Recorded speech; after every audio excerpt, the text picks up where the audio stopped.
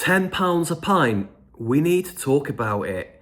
This is crazy, crazy, crazy news here. I can't believe a pint is approaching 10 quid. And I've been digging into some of the headlines on this, and it captured headlines all over the country. And, you know, I remember when a pint was £1.80 for a pint. Okay, it was a pint of Carling for £1.80 back in the mid-90s when I first started getting acquainted with pubs in the UK. Now, most people aren't paying 10 quid a pint, I appreciate that, but there are warnings that soon it is going to be £10 a pint, and this comes off the back of news that Guinness, Diageo, the makers of Guinness, or the owners of the Guinness brand, are increasing the prices by 4 or 5% from April this year. So that puts the average price of a pint of Guinness up to £6.50 apparently.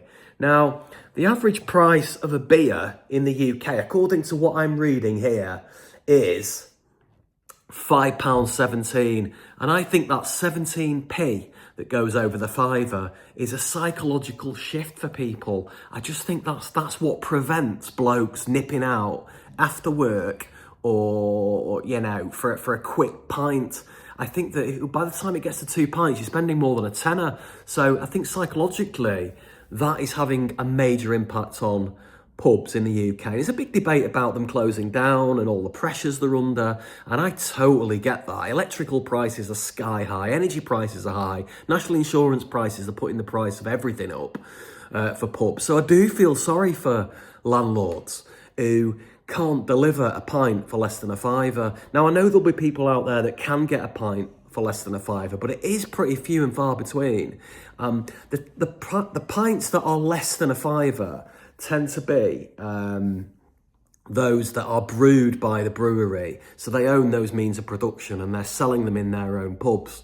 So family-owned brewers and things like that can probably sell you a pint of bitter or real ale for just under a fiver, I would say. Anything else, you're looking at 5 quid north, definitely.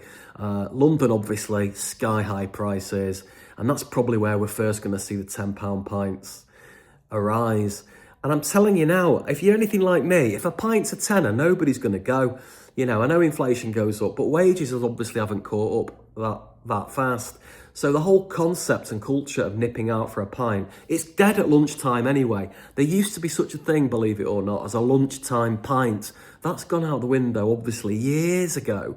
That gone out the window, you know, for obvious reasons. People are more interested in health and fitness, career aspirations, just a different culture. Young people are not nipping for a pint of beer at lunchtime, whereas we might have done back in the 90s, early 2000s. That might have been something that our generation will have done on the frequent. It would be totally normal for a colleague to say, let's nip out for a pint, either at lunchtime or after work, more typically.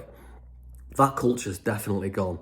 If you go into a pub in any sort of city centre Monday to Thursday, it's still as dead as it is at midday, really. It's a real shame. It's a real passing of UK culture, for blokes in particular, I'd say.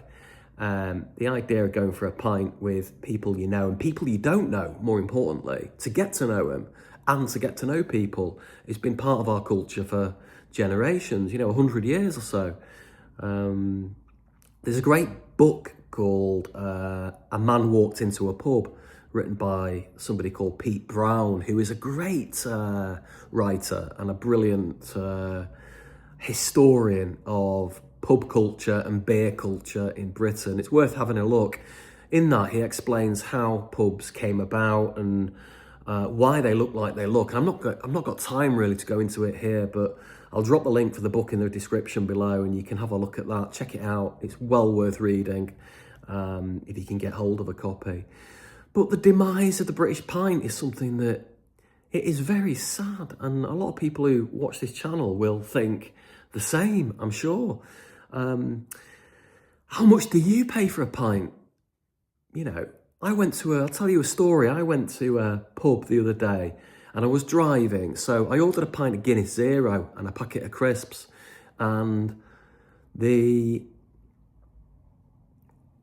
the pint wasn't even served as a nitro keg pint of Guinness. It was a can of Guinness. It was a 500 ml can of Guinness, so not even a full pint, and an empty pint pot plonked on the bar. It was £6 for that.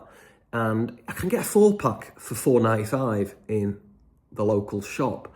So a pint for £6 in a cold can, and I have to pour it myself as well. I don't know whether that's a thing or not for Guinness Zero, to be honest. Somebody might tell me whether they're instructed to give the punter the can to tip it in, so there's no confusion over whether if you're ordering a real pint of Guinness and a pint of Guinness Zero, and by the time you've got back to the table, after a few, it can be problematic to work out which one the real Guinness is. I mean, a quick sip has obviously solved that problem, because there is a distinct difference between Guinness Zero and Guinness. There is a taste difference. It looks the same.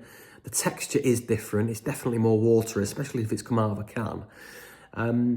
But it was £8 for a can of Guinness and a packet of crisps. And I thought that was just, that will prevent the chap having two, I think. I think it's one and go, even if it's non-alcoholic. So £10 a pint, is it realistic? According to the Morning Advertiser, which is the trade bible of publicans in the UK, that is realistic. And I'm sure there are parts of London where £10 a pint is standardised. I mean, I've been to hotels in London, and it's obviously expensive to drink pints there. Very often they don't sell a full pint, they'll sell you half a pint. So I'd be interested, let me know what an acceptable price for a pint is for you. Because I think pub culture and pint culture, nipping out for a pint, is something that is obviously declining in popularity, and something that I think is hugely important for people to socialise, especially blokes who perhaps they've got the family, they've got work, they've got limited opportunities to socialise in the UK at the moment. There's nowhere. I did a video the other day. You can go to Costa and sit in there and order nothing and sit there. You can't really do the same in a pub. You have to order something really in a pub, and I would encourage you to do so.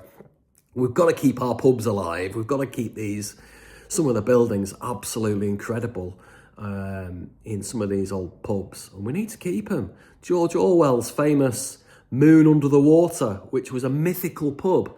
It's an essay that George Orwell wrote back in 1948, and he describes the perfect pub. That is the perfect pub, in my opinion, and in most people's opinion. No music, no jukeboxes, just simple, honest pub for British man. I think that's what most beer drinkers are after, that kind of atmosphere. So let me know what you think.